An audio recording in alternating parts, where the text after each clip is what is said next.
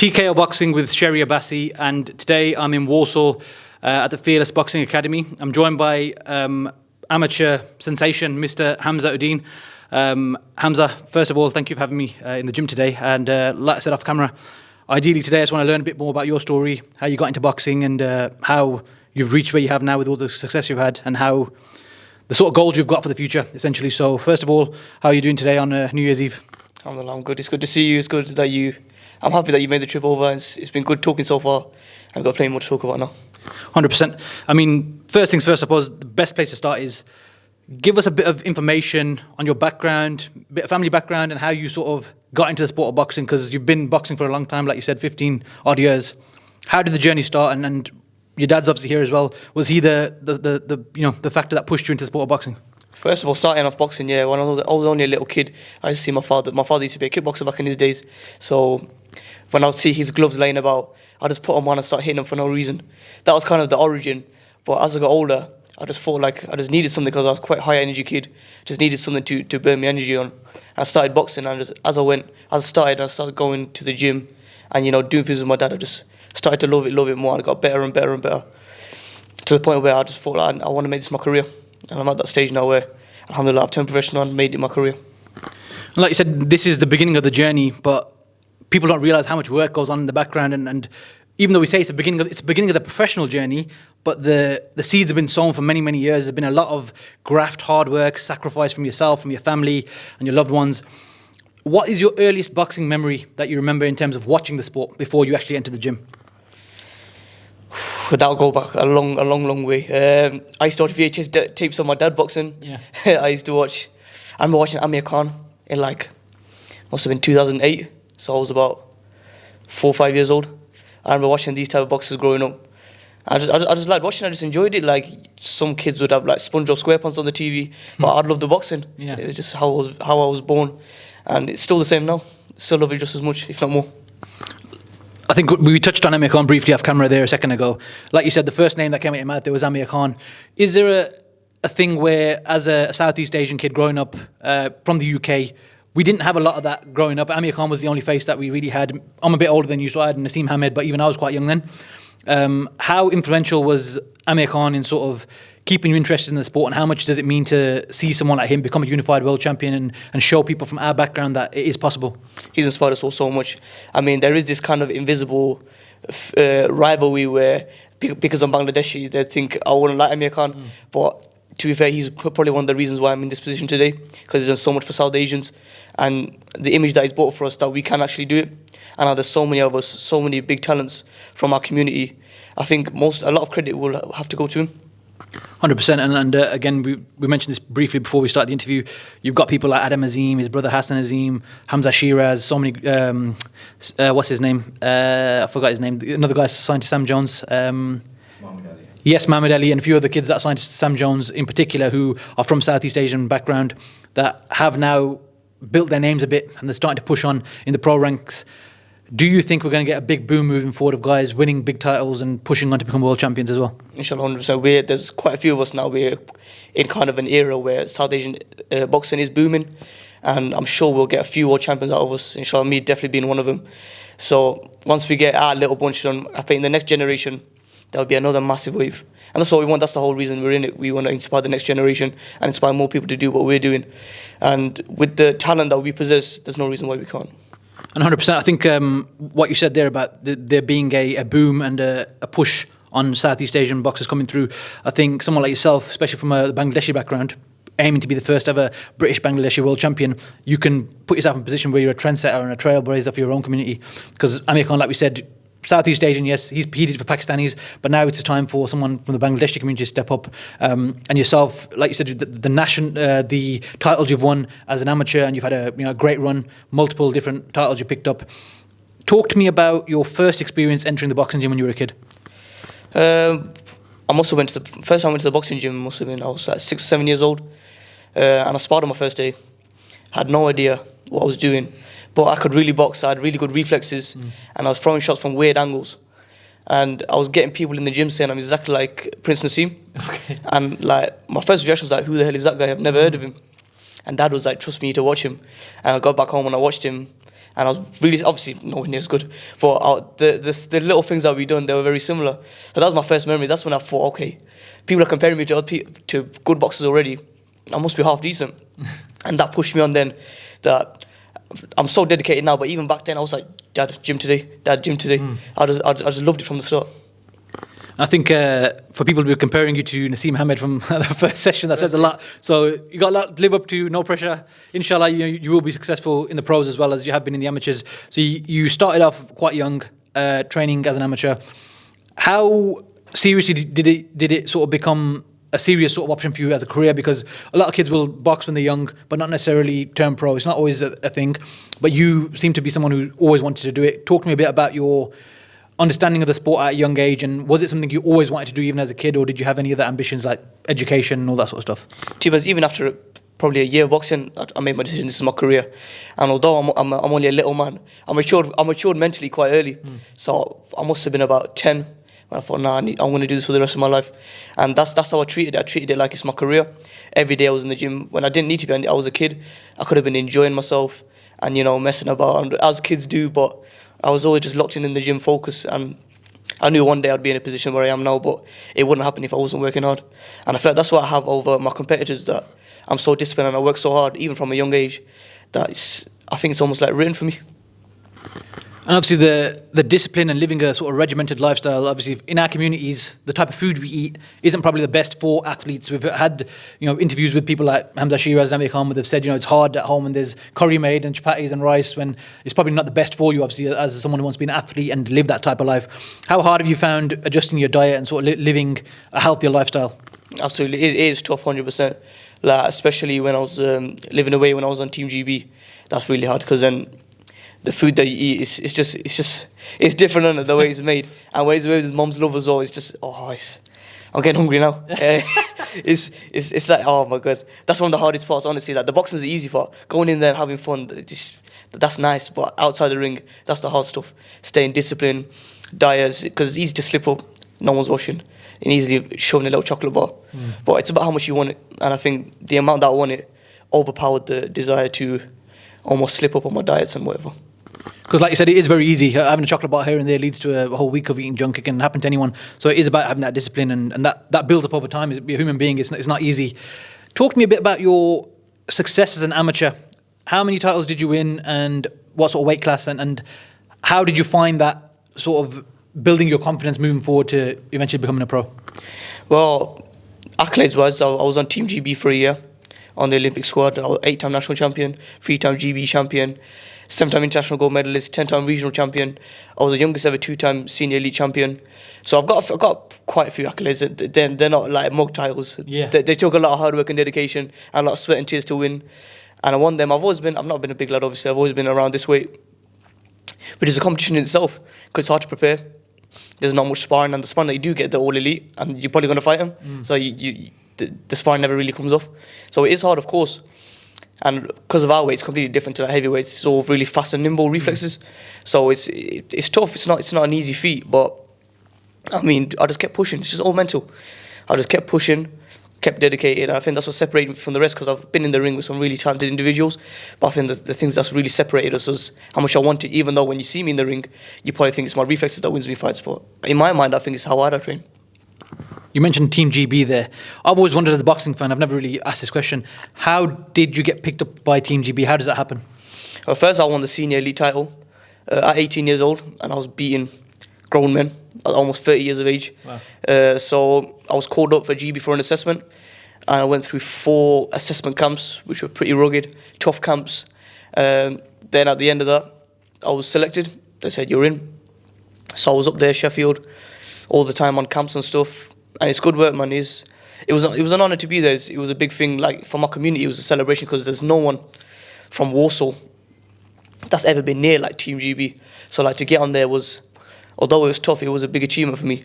And yeah, I enjoyed it while I was there. The training was good, the sparring was good, albeit it was very tough, but I learned a lot and I gained a lot of experience from them. Like you said, massive celebration for the community of Warsaw, and again, your background being a British Bangladeshi. How much motivation has it given you to come from Warsaw, come from the West Midlands, where we haven't really, in recent years, we haven't set the world alight? How much sort of motivation has that given you to sort of really push on? And now, inshallah, when you're turning pro, you want to make a statement and really rep for the city and for the county itself. How much motivation does that give you as well? Yeah, man, it's good. For my whole life, even when I was a little kid, from when I was first winning titles, the community's been really behind me because, well, thank God, there's no one else to get behind. So to have someone from Warsaw competing at such a level, it makes me proud, of course, but then it's another weight on my shoulders that I do need to carry, and it's another reason why I'm so dedicated, because I do have so many people who I can't disappoint. So being from Warsaw, yeah, and doing stuff like this, it's good. It's good to inspire the people who are coming up the ranks, and they're getting there. People like my brother, a couple of champions in our gym as well, and it's all coming from that person who has to do it first and almost set the tone for the others. Yeah, exactly. Like we said about setting that trend and being a trailblazer, you've had to do that in a lot of different ways, and now inshallah as a pro as well. As a pro, what weight class are you going to be fighting in? I'm going to be fighting at flyweight. To be fair, at the start I could be floating a bit higher, but title's 100% flyweight. I'll make flyweight pretty easily. So if anything, I could probably even make light fly. But that's not in the plans for now. But yeah, flyweight, I think flyweight I'm at my strongest, I'm my best. I feel good at the weight. I'm massive for the weight. So yeah, flyweight. Speaking of flyweight, obviously a few weeks back we saw the fight between Sonny Edwards, IBF flyweight champion, versus WBO flyweight champion Jesse Bam Rodriguez. That was a big fight for the weight class, considering it's a weight class that hasn't had a lot of light shone on it in recent years, even though it's historically been littered with great fighters. And in and around that sort of weight class, you got Superfly as well, people like Chocolatito, an all-time great, Estrada, brilliant fighter, Quadras, Saul Rungvisai, all these great fighters who, by the time you get to that level, they're probably going to be gone. You never know, some of them might hang around, but Jesse Rodriguez, Sonny Edwards, these type of guys, Yafai, a lot of great names that you can potentially share the ring with moving forward. First of all, what were your thoughts on the fight on the between Rodriguez and Edwards, and what did you make of the performance by Edwards? And secondly, we can talk a bit about your aspirations in the weight class. First of all, the event itself was amazing to have a couple of flyweights, which is probably unheard of in the last few years. Having a couple of flyweights, top the bill, and to have such a big unification fight it's good. It's good for me, even though I've got nothing to do with it, because the weight class, the eyes are on the weight division. So it's great for us that the little guys are starting to get some shine now, which stands me in perfect sense, because by the time I'll be in the mix for them, the flyweight division will be really, really hot. There's a couple of good fighters, Sonny and Bam. I enjoyed the fight. The fight was very good. Bam was really good. He was even better than I thought he would be. But yeah, although I got my eyes set on some of these people, it's good to see what they're doing for our weight division. I think, like you said, Jesse put on a great performance. Sonny Edwards, I think, unfortunately got hit. I saw him in Saudi, like we were saying. I spoke to him off camera, and he said he got hit very early, and his eye went. But he's never been in that situation before, so he wasn't sure. Is it broken, orbital bone? Is it just a little nick, or what is it? And he said that when Bam was coming forward and throwing punches, and he was trying to counter with a left hook, but it looked so wild on TV, because for him, he saw two of him. So he couldn't tell whether was he here or was he further back. So it's little things like that can happen in the biggest night of your life, where you get hit by a punch that's never happened before, and it just all goes pear-shaped from there. But Sonny still put on a courageous performance, and he fought his heart out. So there's no shame in losing to someone like Bam Rodriguez, who is pound for pound level fighter. But like you said, the smaller weight classes don't really get that shine. So it's a massive occasion for people in your weight class and around that weight class to top the bill in America as well. It's a big deal on a big broadcaster like DAZN. For the pros, you've obviously signed with Eddie Hearn. So you'll be broadcast on DAZN, and you're managed by Sam Jones. Speak to me a little bit about how the journey to linking up with Sam and then eventually ending up with Matchroom as well. Sam, well, I've known Sam for a while. He's been... albeit he's young, he's been in the boxing world for a while now. And I do remember sending him DMs when I was a little kid, about 14, 15, saying I will be his biggest signing one day. And I think he brushed me off like I was talking absolute rubbish. But as I started winning titles, and I didn't even know, but Sam Jones says he's been watching me in the amateurs, and he says he really likes what he sees. So we just got in touch, and it went from there. I'm proud to be signed by someone like him, who I think is the best manager in the UK by far. I think the charisma that he brings, the personality that he brings, it's almost like it's another person itself. So even when I'm feeling a bit shy, I'm not joking, I've got Sam on my side promoting me as a promoter would, and then having, of course, Eddie Hearn, biggest promoter in the world. You can't really argue with that. And being broadcasted on DAZN, these are like dreams that you have as a kid. So yeah, I'm proud. I'm happy that I've got such a good team around me, as well as my training team. I have no excuses to not be a world champion. Like you said, Sam, he's the personality he's got, he can talk a lot, he can really sell things. Similarly, Eddie Hearn is even bigger than that. He can really push things. Like, he probably was one of the main factors alongside Anthony Joshua when British boxing really took off between sort of 2013 and up until now, where we had a big boom. You know, a lot of eyes on the sport. Social media took off. Eddie saw that social media and apps and things like that are going to be the future when he started promoting, and he was big on doing interviews with everyone, whether you're a big channel, a small channel, using Twitter, using Instagram. How important is social media going to be for you moving forward? Because you can build your profile yourself massively with Instagram and Twitter as well. And what is your social media sort of use in general with your like training and stuff? Do you plan on putting videos out regularly so people see what you're doing and that can sort of build your following a bit? Social media is a massive tool these days. I learned about it in school because I was studying business as well and IT. So social media is massive, especially in this day and age. And going forward, it's only ever going to be more important.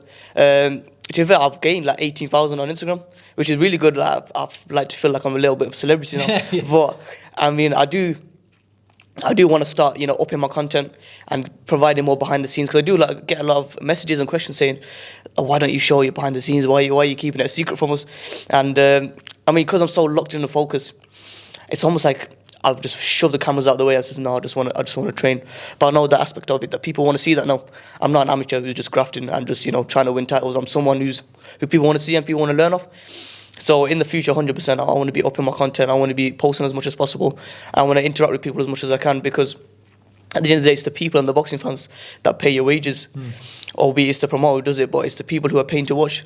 And if you don't interact with the people that are watching you, they're not really going to watch you. So 100% social media is one of the biggest ways you can interact with your audience. And that's definitely, this year, I'm planning to really go big on that. 100%. And like you said, Eddie Hearn was sort of the master of that with the Twitter and Instagram. He's really created that sort of bubble for people to really get on the inside and see, because a lot of promoters, that older promoters like Bob Arum and Frank Warren, they weren't about this because they came from a different generation, whereas Eddie understood that you're going to have to tailor your approach moving forward. So social media now is massive. Instagram, Twitter, everything like that, Snapchat, all these things. You see the average Joe can just become famous overnight. You know what I mean? So for someone like you who's talented, who's got something about him, I think you'll be a success. And like you said, 18,000 is a big number already, considering you haven't actually made your debut yet. Once you're there on TV and you've got your tags out everywhere, people will follow you 100%. So that's something to consider for the coming years as well. 2024, literally tomorrow. So the start of a big, massive journey for you, for your family, for your loved ones. All the work that you put in to get here is inshallah going to pay off now moving forward. So 2024, like we said, I think you mentioned that hopefully before Ramadan, if you can get out, if not after. Ideally, you want to get out before, just to start off the year early. How many fights do you reckon you can potentially get in the first year? As many as I can. Honestly, if I can finish my debut in one round, I'll be in next week if I can. So however many on the amateur scene, I'm used to fighting every week anyway. So, you know, as many as I can, whatever my team says right, if they think is right, I'm ready. I've not really got a goal in how much I want to fight, but I want to be as active as possible, because this is my living. I've got nothing else to do. What am I going to do? What else am I going to do if I'm not fighting? So yeah, 100%, as many as possible. If I can get one before Ramadan, that'd be amazing. If not, no issues. We'll keep training, we'll keep in the gym, and we'll be ready for whenever. I think just to touch on that point you made about activity there, obviously when you're young and you're fresh, you need activity, you need to get out there, get the wins, rack up your resume a bit as well. But also, on the other side, you look at older fighters, someone like recently Deontay Wilder was out the ring for so long, you saw that the reflexes aren't there, the timing's off, the trigger, you can't pull the trigger. You know, someone like Klitschko was out the ring for a year and a half against Joshua, even though he put in a great performance for a 40-year-old, he said himself that I saw things happen in the ring, but my body didn't let me react the same way it would have previously. So activity is obviously a massive thing, and especially when you're young and you've got all the gifts there, you're gonna have to, really try and get out. Like we said about you, when you first got in the gym, people compared you to Naseem Hamed when you were a kid. In today's day and age, if you look at boxers out there, who would you compare yourself to now, or who are you inspired by? I think still Prince Naseem. I don't think there's anyone that's come yet that has emulated him. I'll probably be the next one, to be perfectly honest with you. So I still keep him on I've got YouTube on the TV all day, just Prince Naseem, highlights of him dancing around, jumping around, and I want to be someone like that. Of course, I want to be. I've got dad as a trainer, so he's not going to let me do too much of that. He obviously wants me to keep my hands up and keep sharp and keep ready. But yeah, he's still boxing wise one of my biggest inspirations. And today, for the fighters we've got out there, we've got a lot of talent out there. Devin Haney, Shakur Stevenson, Crawford, Spence, all these great fighters who are still active at the moment. Who would you say, in your eyes, has inspired you out of the current crop I know Prince Asim is the guy that you keep going back to, but who would you say at the current crop you look at and say, bloody hell, this guy's good? I really like Terence Crawford. He gained, well, if you didn't have more respect already, he gained even more of it when he beat Errol Spence, which I thought was a real 50-50 fight. But the way he broke him down, not with his muscles or with his strength, but with his IQ, that's something I really look at, because that's the similar type of fight I am. Although I hit people really hard and everyone says, oh, I've got power, I feel like my style is based off how clever I am and the little adjustments that I make. And to see what Crawford was doing, the little things that he was doing, he inspires me massively. I want to be a similar mold to what he is, someone who works out of his IQ, but in the end takes you out. Like you said, the IQ is key, because a lot of fighters have power and they have this and that, but if you haven't got the ring IQ to know exactly where you are, how far behind the ropes are, you know, all these little things that someone like Crawford knows, he's a master of his craft, and that's what obviously what you want to emulate. Since we're at the back end of the year, I'm going to ask you a few questions about 2023 in general as boxing, not about you, boxing as a sport. 2023, we've had massive fight after massive fight, big occasion after big occasion, and a lot of people have said it's been the best year of boxing that they can remember for however many years. For you, who has been your fighter of the year? It's been massive. It's been a massive spat all over social media about Terence Crawford or Inoue. Being the little one, I think I'm going to have to back Inoue. I think the two fights that he has, Crawford, that win alone is massive. It was his only win of the year.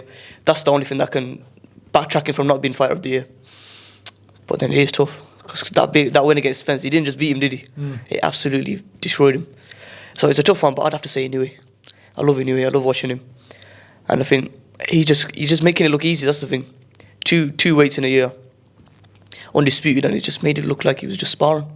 So I think it's got to be Inoue, and hopefully one day I can get in the ring with him and show him what he's about. Oh.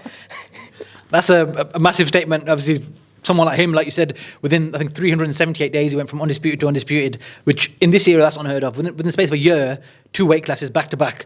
And he's unreal. You know, the way he throws his punches is so crisp. His technique is like bang on in every way. So I don't think anyone's going to argue with you if you pick him as your fighter of the year. Who had the performance of the year? Performance of the year, 100%. It's going to be Crawford Spence. Crawford Spence, 100%. Like, to break down and beat up a fighter of Spence's caliber, that is unheard of, absolutely unheard of. I'm so like mind blown now. I don't know how he did it. Yeah. And Crawford's he's not a one-punch knockout artist either, but every shot that he was hitting, even with the jabs, he was dropping him with jabs. So that 100% that's going to be performance of the year. I think a lot of people look at that fight now. Like you said, even I'm still a bit taken back by that fight. I was actually there live, like I said, so for me it was unreal what I think to actually witness live. But Crawford, he showed that it's not all about size, even though in the ring on the night he looked like the stronger, bigger guy, even though he's a guy that came up from 135, 140, 147 against someone like Spence. When these big fights happen, there's always a lot of fallout and a lot of excuses and this and that. Errol Spence hasn't made a single excuse. He gave credit from day one. He's just sort of let Crawford have all the shine, which is what you should do in these sort of fights. A lot of fighters do make excuses and say this happened, that happened. Obviously, a lot of fans feel like Spence was done at the weight. What do you say to people who say that about these sort of fights where I appreciate Spence is a bigger man and he'd been at 147 for 10 years. What do you say to people who, from the outside looking in, don't know actually what's going on, don't have any understanding of the sport? What do you say to people like that? I mean, weight, well, there's always excuses, and no one likes to lose those excuses. The weight issue, I mean, if it was a close fight and it was one of them, then maybe the weight issues would come up. But, I mean, to get thoroughly beaten down like that, I don't think a few pounds would make any difference. Or if it didn't make any difference, it's not making any difference to the result. I mean, Spence is a fantastic warrior. I mean, the way he's handled it, he's been really respectful, really, he's been quiet, which you don't see nowadays. You do see a lot of shouting about after a fight. And I mean, some people, maybe that's just their winning mentality. You can't say Spence has a losing mentality because he's not shouting around. I mean, that's just the gist of today. I think with social media, because you have such a voice, I mean, you have the audience to shout your voice out. So you can't really take it away too much from the fighters who do shout after they lose. But you've got to give credit to Spence. He's quite like an old school kind of fighter. He does have that kind of old school mentality, which is good, because when someone loses, you're all the way down to down the ladder. No one really cares about you, and hopefully he can come back and regain some of what he lost, because he's a tough fighter, and I do love watching him. Although our styles don't really match, from a boxing fan perspective, I do love watching him. So I'd love to see him back. If they fight, well, the rematch clause is there, and he has this sort of said he wants the rematch 154. Like you said, do you see that making any difference at all, or is it just stylistically a really bad matchup for him? It will make no difference at all to the result. Maybe he won't get dropped as many times, but it was just Crawford was too clever for him. Just the beatdown that he gave him was the cherry on the cake. But the IQ, I think Spence was too reliant on his jab, and that's how he's always been. And Crawford's read that really well, and his coaching team has read that really well. And I don't really see much. I can't really see Spence doing anything much different to what he's done. So if that does happen, which I don't think it will happen, I think the exact same result. We'll have to see what happens. But last week we saw the fight in Saudi Arabia, which we've obviously spoke about a little bit. Great card, 8 good fights, solid fights, which normally we don't see cards of that sort of quality in terms of the names that were on there. Some of the fights can be classed as mismatches, and what happened in the fights is what people said, oh, that was going to happen anyway. But there were some shocks on the card. Deontay Wilder losing to Joseph Parker was considered a shock, even though Deontay Wilder had been at the ring for a little while, and he's getting old now. What was your assessment of the card as a whole, and what was your performance of the night? The card was really good, man. I loved contrary to some opinion, I really love the Saudi cards.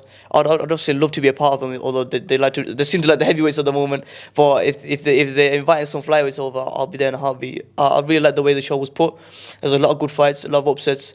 From start to finish, the card, there was fighters that we know, similar to what the UFC are doing, which is why they get so much credit. But my favourite fight of the night, it's a tough one, because I did enjoy Parker beating Wilder, and the way he done it, because Wilder looked absolutely awful. But I'd have to say Joshua's performance was amazing. It was the first performance since his last loss that we probably thought, he's back now. He's back. And with obviously Wilder losing, it's sad because we may not see the Joshua Wilder fight, but I'd love to see Joshua fight someone like Hrgovic, or if he could get the winner of Fury Usyk, that would be amazing. Again, like you said, someone like Wilder, that fight's potentially gone now. Joshua Wilder, which is a fight we should have got back in 2018 when they were both champions, undisputed, big knockout punches. Now, for yourself, like we said about someone like Sonny Edwards was chasing the big fights, because in the smaller divisions they probably don't get paid as much, and the whole, the fanfare isn't as much. What sort of approach are you going to take in your career? Are you just going to take all the big fights as soon as you can, or is it a matter of timing and things like that as well? I would fight anyone, anytime. I'd fight for the world title in my first fight. But whatever my manager, my team say, I'm ready for it. It doesn't matter who it is or where it is. I'm ready to take any fight, because I believe in myself so much. I'll beat anyone that's put in front of me. So whoever it is, I'm ready. So I jumped back and forth there. I was going to ask you about Anthony Joshua, because we just said about his performance. Obviously, on the night we saw that he came out with intent as soon as the bell went. Against Franklin and against Hellenius, we saw a bit of a different Joshua where he's caught between styles. The old Joshua, as they say, the aggressive Joshua, who throws combinations, throws caution to the wind and gets his man out of there, really sticks it on him. That's a Joshua everyone remembers and wants back, kind of thing. His last 2 fights, we saw that he didn't really have that in him. He was boxing too much, if that makes sense. Probably a bit too cautious. But he's been under the spotlight from 2012, been under a lot of pressure. He's done so much for the sport. And then this weekend, we saw there seemed to be no pressure on his shoulders. He went out there and just let his hands go. But he was educated. He wasn't just swinging like a madman. He was educated. He had the pull right hand counter over the jab from Wallin. All these little tricks that he's pulling out the bag. Things that he did against Charles Martin as a southpaw. But he didn't have that same success against Usyk, because Usyk's obviously just a different level. But what did you make of his performance overall, and what do you think the future holds for someone like Anthony Joshua? I think Joshua showed the importance of confidence and self-belief, because I'm sure with his new coach, he's not learned too much new, because he's learned probably what he needs to learn now. He's almost a veteran in a sense.